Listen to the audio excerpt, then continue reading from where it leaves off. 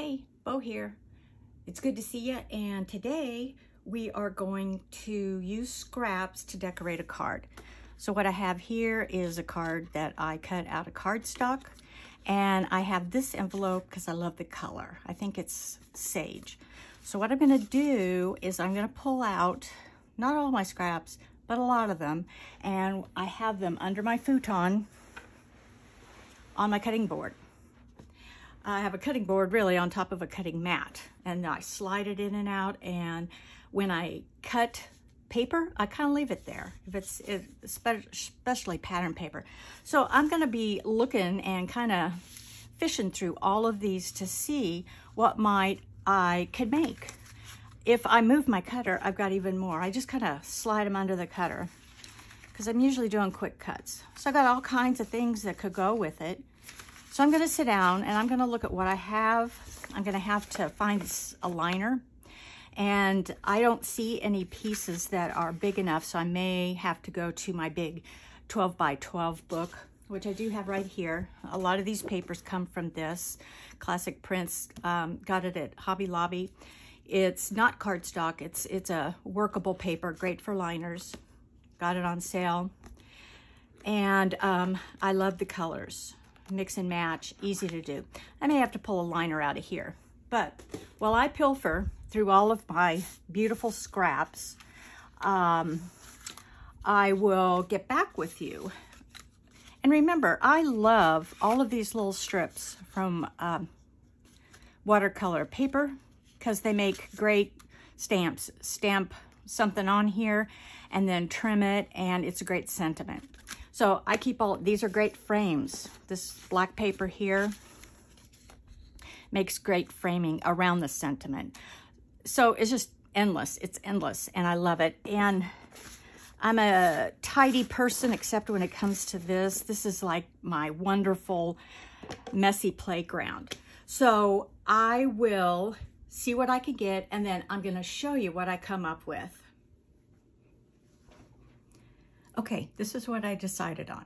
Now, I didn't have anything big enough for the envelope, so I went to my book and opened my book, and I do have scraps, and this will fit. Pretty much settled on these patterns right here. I loved the mix of these, so I cut out some hearts, cut out some strips, and so what I ended up with is a design, and we'll put this together. Let me see if I can keep it together well, because I have not glued this. I have not glued this. I think it's cute. I've tried everything. I've tried distressed ink around the heart, didn't like it. So I think I'm gonna go kind of plain. So this has the wide strip, the narrow strip, the big heart that matches, the little pink plaid heart, and then a little hugs. And again, this is out of that stiff little, it's a scrap of watercolor paper that I stamp with hugs. And then, so around this border, to kind of give it some dimension, to make it stand out, I used the crushed olive distressed ink and just kind of scraped the sides to get this. And I used the big hole punch. I think this is about 2 inches for the big one, and a smaller one. This is 2 inches. The other one must have been 2.5 inches, and this is about 2 inches. And so we're gonna put it together, and then we're gonna line this envelope, and we will end up with a beautiful card made out of scraps. I like the look of this already. So got the liner cut, and let's just start at the bottom and start matching these. And I'm going to guesstimate lower half, not quite. I mean, because this card, the halfway mark is here, so I'm kind of doing, if this is the halfway mark, that's kind of where I'm going to do it.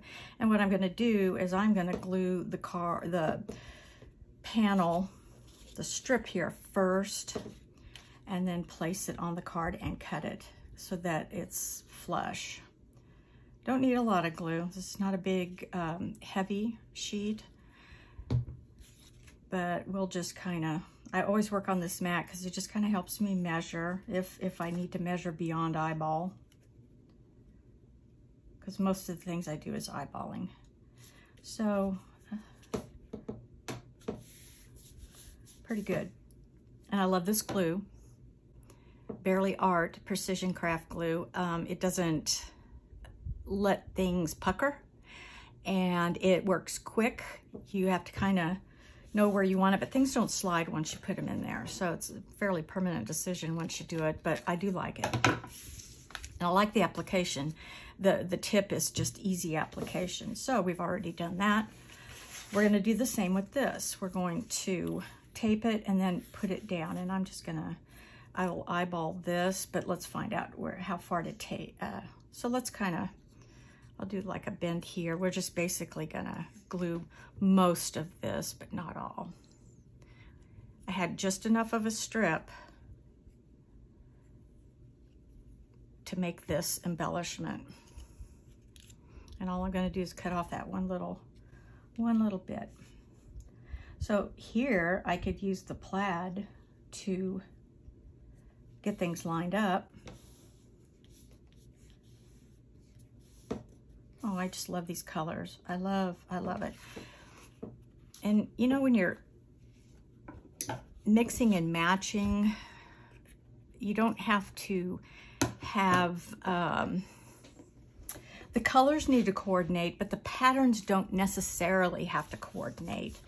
You don't want a lot of little patterns and mix a lot of little patterns and a lot of big. You want kind of a mix of large and small. But really in decorating, you can get away with a lot of mixing if the colors just coincide, you know, the palette works. That's why I have that palette book. So I think if I start the big heart on the bottom line here, I think that'll be cute. So let's just go with it. Oh, this is the distressed ink that I had tried, but didn't like it.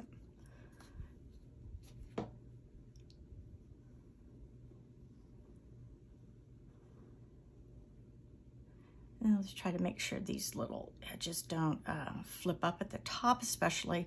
The bottom's gonna get glued down again with the other heart, but it's these little top sides that that we don't want flipping up. This is so cute. I also like this ink because it doesn't leave a mark when it's when it pushes out. It will not leave like a shiny mark. Okay, let's put our other heart on. This just reminds me of a little girl's room or a little girl's outfit. The I think it's called gingham.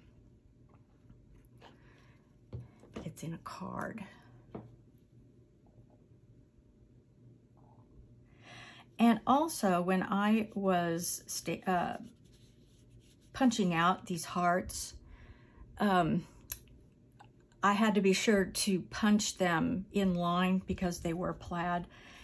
When one was off, it looked really strange. So they're both facing the same way. And then we're gonna put the hugs on, and this card will be all done. And then we'll do the liner, and we'll have another card. I kind of like the offset, but you don't have to do the offset. I think it's kind of cute, since everything is straight and up, but you can do whatever you want to do. And again, sometimes I just sit down and I make sentiments, and I just make one after another, and then I just pull from it. This is my little sentiment holder. I could have done that, you know, or what I did was grabbed a hugs that happened to be in brown, a little softer color, and I just cut it down and kind of distress the ends. But these are always ready for you. All right, so let's go ahead and stamp the back.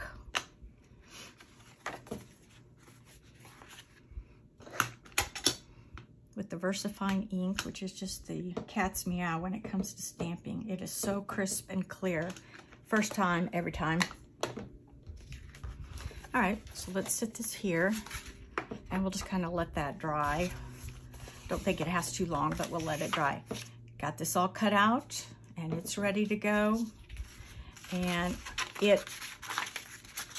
is going to be such a pretty card. Okay, so make sure the edges kind of match and make sure the point kind of matches the round top, and then just hold it in place, fold it down, and then I just give it a good fold and a little bit of glue. Don't need a lot, because you want this envelope liner to be able to shift up and down according to when you open and close it. So I always glue it down, and then it'll kind of shift when it pulls up, but it's all done and ready to go. So you have this beautiful card with these match the polka dots, and it's just gorgeous. I love it.